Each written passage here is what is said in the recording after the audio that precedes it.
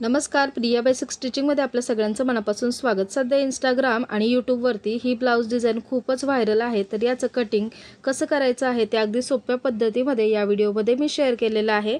38 size princess कटमध्ये हा blouse आहे आणि त्याला फ्रंटला व्ही नेक आहे, बॅकला सुद्धा हलकासा व्ही नेक आहे आणि डिझाइनर स्लीव्ज बनवलेले आहेत। याचा स्टिचिंगचा पार्ट नेक्स्ट व्हिडिओमध्ये मी शेअर करणार आहे। अतिशय सोप्या पद्धतीमध्ये सांगितलेलं आहे। ब्लाउजचा पहिल्यांदा इथे बॅक पार्ट मी कटिंग करणार आहे। त्याच्यासाठी अस्तर घेतलेला आहे डबल फोल्डमध्ये। फोल्ड बाजू माझ्याकडे आहे, ओपन बाजू माझ्या ऑपोजिट साइडला आहे। ब्लाउजची तयार उंची आहे 13.5 इंच, त्याच्यामध्ये 1 इंच वाढवून घेतला। 14.5 इंचावर मार्किंग करून घेतलं ब्लाउजच्या उंचीसाठी। बंद बाजूकडे गळ्याची बाजू आली पाहिजे अशा पद्धतीने मार्किंग करायचं आहे। शोल्डर घेतलंय 6 इंच आणि आर्महोल सुद्धा घेतलेला आहे 6 इंच। त्याचं मार्किंग करून घेतलं आणि लाईन ड्रॉ करून घेतला। आर्महोलच्या लाईनवर चेस्टचं मार्किंग करायचं। तर चेस्ट आहे 38 इंच, त्याचा चौथा भाग होतो 9.5 इंच आणि पुढे 2 इंच शिलाई मार्जिन। खाली कमरेच्या बाजूला कमरेचा चौथा भाग तर 32 इंच इथं कंबर आहे, त्याचा चौथा भाग 8 इंच, 1 इंच बॅकच्या टक्ससाठी आणि 2 इंच शिलाई मार्जिन असं मार्किंग करून घेतलं। ही लाईन जोडून घेतली।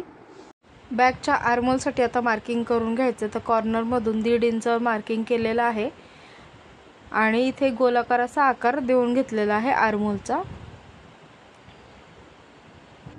इथे खाली आर्महोलच्या खालच्या साईडला इथे अर्धा इंच खाली यायचे आणि इथे एक लाईन अशी ड्रॉ करून घ्यायची। तो आकार आर्महोलला मॅच करायचा आहे। गळा इथे गळा रुंदी घेतलेली आहे 3 इंच आणि तयार गळा घेतलेला आहे 10.5 इंच। मार्किंग करताना 11 इंचवर केलेला आहे, म्हणजे 10.5 इंचाचा गळा तयार होईल। तर खाली बॉटमला सुद्धा 3 इंच गळा रुंदी घेतली आणि तो बॉक्स असा ड्रॉ करून घेतला। त्याच्यामध्ये हलकासा गळ्याचा व्ही नेकचा आकार देऊन घेतलेला आहे।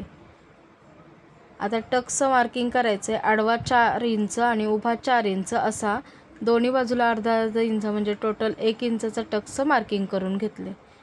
तर आता हे आपलं बॅक पार्टचं मार्किंग झालेलं आहे। केलेल्या मार्किंगप्रमाणे कटिंग करून घ्यायचे। आता फ्रंट पार्टचं कटिंग करायचं आहे। तर बॅक पार्ट जो आहे तुम्ही इथे अस्तरवर ठेवून घेतलेला आहे तसाच आणि जसा आकार आहे तसाच ड्रॉ करून घेतला। इथे मी पेनाने ड्रॉ केलेला आहे कारण चॉक इथे दिसत नाही अजिबात, त्यामुळे फ्रंट पार्टसाठी खालच्या बाजूने एक्स्ट्राचं 1 इंच वाढवून घ्यायचं आहे। तर इथे 1 इंच खालच्या बाजूने वाढवलेलं आहे, हे फक्त फ्रंटमध्येच वाढवायचं आहे। तर तेवढं कटिंग करून घेतलं।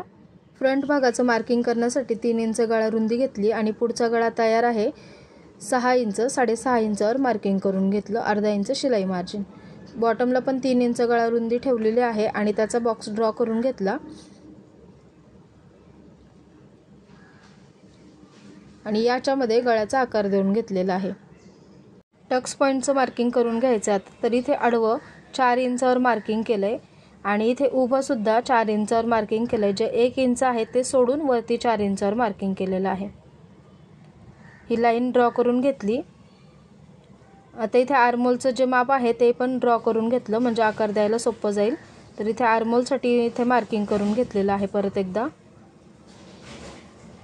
आणि फ्रंटच्या आर्महोलचा आकार इथून 1 इंचावरून द्यायचा आहे। तर इथे गोलाकार असा फ्रंटच्या आर्महोलचा आकार देऊन घेतला।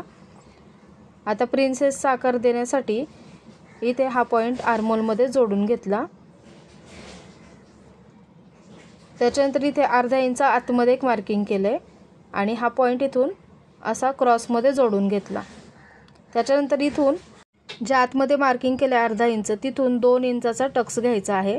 2 इंचावर मार्किंग केलं। उभं सुद्धा 2 इंच मार्किंग केलंय आणि हे मार्किंग खाली जोडून घेतलंय। इथून प्रिन्सेसचा आकार देऊन घ्यायचा आहे। तर पाहू शकता आकार कसा आलेला आहे। इथे थोडासा राऊंड मी देऊन घेतला। आता हे जे 2 इंच घेतलेले टक्ससाठी ते कडेने वाढून घ्यायचे। तर कडेला इथे 2 इंच एक्स्ट्रा घेतलं आणि वरच्या बाजूने अर्धा इंच एक्स्ट्रा घेतलं। आता हे पॉइंट असे जोडून घ्यायचे आहेत।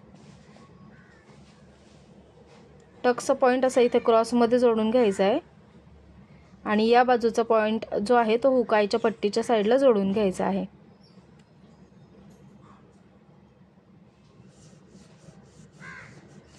हे मार्किंग आता कंप्लीट झालेलं आहे। या केलेल्या मार्किंग प्रमाणे कटिंग करून घ्यायचे।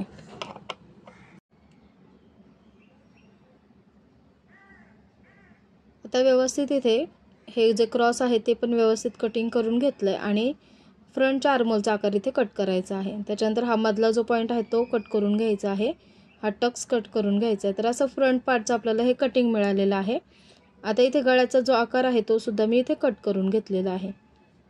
आता जो स्लीवचा पॅटर्न तयार करायचा आहे त्याच्यासाठी बॅक पार्टवर फ्रंट पार्टचा हा जो भाग आहे तो ठेवून घेतलेला आहे। इथे गळ्याच्या बाजूकडे गळ्याची बाजू आली पाहिजे अशा प्रकारे। इथे शोल्डरपासून मी 3.5 इंचवर मार्किंग केले।